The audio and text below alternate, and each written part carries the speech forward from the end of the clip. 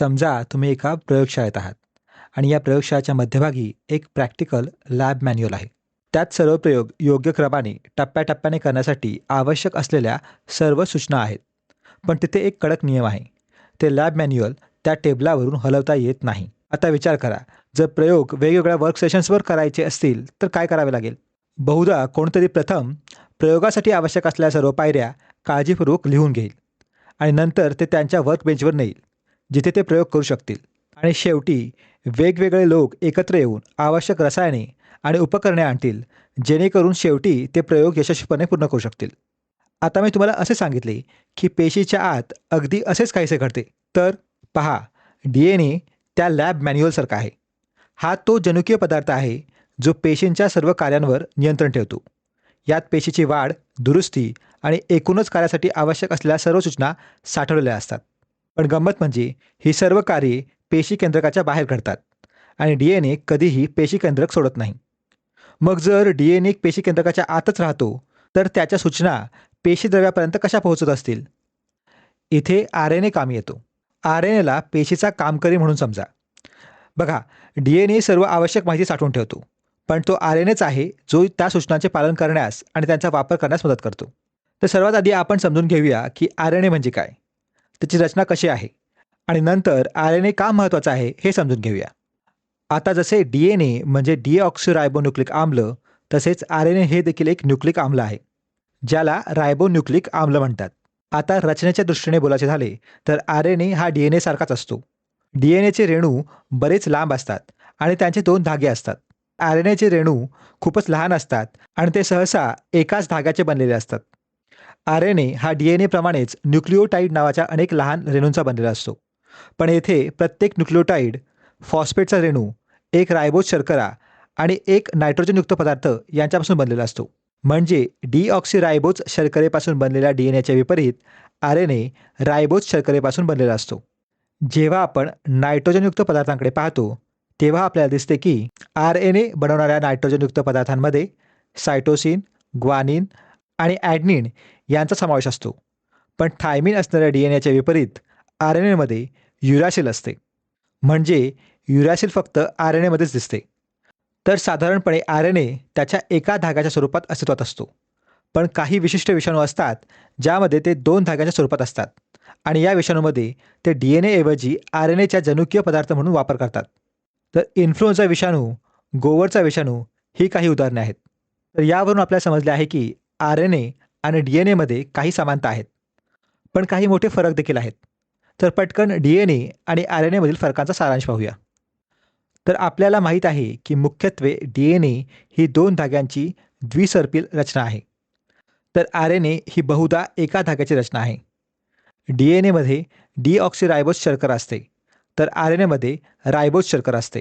DNAमध्ये ॲडेनिन, guanine आणि cytosine हे नायट्रोजनयुक्त पदार्थ असतात. तसेच RNAमध्येही असतात. पण मुख्य फरक हा आहे की DNAमध्ये आपल्याला थायमिन आढळते, तर RNAमध्ये आपल्याला युरॅसिल आढळते. DNA प्रामुख्याने पेशी केंद्रकाच्या आत राहतो, तर RNA पेशीद्रव्यामध्ये जाऊ शकतो. आता आपण सर्वात महत्त्वाच्या प्रश्नाकडे वळूया. RNA का महत्त्वाचा आहे? आपण त्याच्याबद्दल का शिकत आहोत? बघा, RNAचे रेणू जीवाणूंपासून माणसांपर्यंत सर्व सजीवांत आढळतात. RNAची सर्वात महत्त्वाची भूमिका म्हणजे जनुकीय माहितीचे प्रथिनांमध्ये रूपांतर करणे. आता आपल्याला प्रथिनांची इतकी चिंता का आहे? बघा, पेशीच्या आत रचना तयार करण्यासाठी प्रथिने आवश्यक असतात. ते विकरे म्हणून काम करतात. ते रासायनिक अभिक्रियांवर नियंत्रण ठेवतात आणि तेच खऱ्या अर्थाने वाढ आणि दुरुस्तीला मदत करतात. RNA शिवाय DNA मधील माहिती वापरली जाणार नाही. ती पूर्णपणे निरुपयोगी ठरेल. पण अशी महत्त्वाची कामे एकाच रेणूकडून केली जात नाहीत. म्हणून आपण पाहतो की RNAचे विविध प्रकार आहेत, जे एकत्र काम करतात आणि प्रथिनांच्या निर्मितीच्या संपूर्ण प्रक्रियेमध्ये प्रत्येकजण एक विशिष्ट भूमिका बजावतो. आता RNAचे विविध प्रकार पाहूया. 19व्या शतकात शास्त्रज्ञांना प्रश्न पडला होता की जर DNA पेशी केंद्रकाच्या आत सर्व सूचना साठवतो आणि रायबोझोममध्ये प्रथिने तयार होतात, तर पेशी केंद्रकापासून रायबोझोमपर्यंत या सूचना कोण घेऊन जाते? 1961 मध्ये त्यांनी एका मध्यस्थ रेणूचा प्रस्ताव मांडला, ज्याला आता आपण मेसेंजर RNA किंवा mRNA म्हणून ओळखतो. mRNA हा DNA मधील माहितीची तात्पुरती प्रत म्हणून काम करतो. त्यामुळे जर पेशीला कधीही एखाद्या विशिष्ट प्रथिनाची गरज भासली तर त्या प्रथिनासाठीचा mRNAचा रेणू DNA पासून तयार होतो. mRNA म्हणजे DNA लायब्ररीतील एका विशिष्ट सूचनेची फोटोकॉपी आहे असं समजा, जी फक्त गरज असेल तेव्हाच काढली जाते. mRNAचा रेणू पेशी केंद्रकाच्या बाहेर प्रवास करतो, रायबोझोमपर्यंत पोहोचतो, जिथे त्या माहितीचा वापर प्रथिन तयार करण्यासाठी केला जातो. लक्षात ठेवा, mRNA ही एका धाग्याची रचना आहे. ती DNAची तात्पुरती प्रत आहे, ज्याचा अर्थ असा की ती अल्पायुषी आहे आणि ती पेशीच्या आत फक्त थोड्या काळासाठी अस्तित्वात असते, ज्यामुळे प्रथिनांची निर्मिती फक्त आवश्यक असेल तेव्हाच होईल याची खात्री होते. आणि दृश्य केंद्रकी पेशींमध्ये साधारणपणे एक mRNA रेणू एका विशिष्ट प्रथिनासाठी संकेत देतो. तर इथेच mRNA कामी येतो. RNAचा पुढचा प्रकार ट्रान्सफर RNA किंवा tRNA आहे. tRNA हा RNAचा सर्वात लहान प्रकार आहे, पण त्याची भूमिका अत्यंत महत्त्वाची आहे. आपल्याला माहीत आहे की प्रथिने ही अमिनो आम्लांची साखळी आहे आणि या अमिनो आम्लांची एका विशिष्ट क्रमाने मांडणी करणे आवश्यक असते.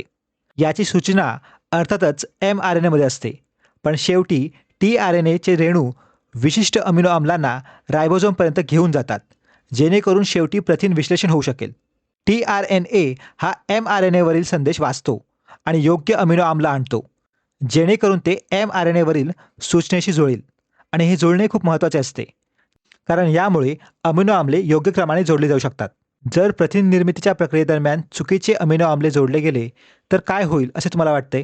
बघा, जर एखादी छोटीशी चूक जरी झाली तरी त्याचा परिणाम संपूर्ण प्रथिनावर होतो आणि काही प्रकरणांमध्ये ते प्रथिनाला अकार्यक्षम बनवू शकते.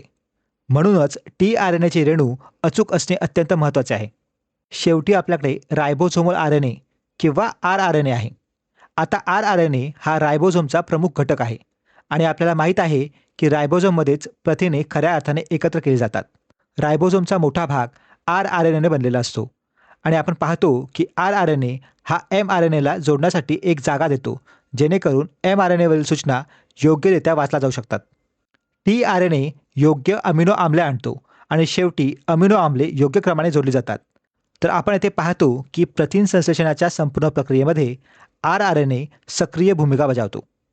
आता आपल्याला रायबोन्यूक्लिक आम्लाच्या एकूण रचनेबद्दल प्राथमिक माहिती मिळाली आहे आणि आपण त्याचे विविध प्रकार देखील पाहिले आहेत. मला आशा आहे की तुम्हाला RNA संबंधित संकल्पना समजल्या असतील. भेटू लवकरच.